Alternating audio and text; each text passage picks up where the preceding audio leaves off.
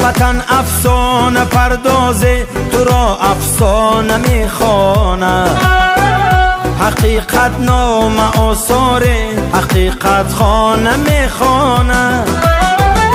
یکی در کوه ساری شاد ماند، قصر میبیند.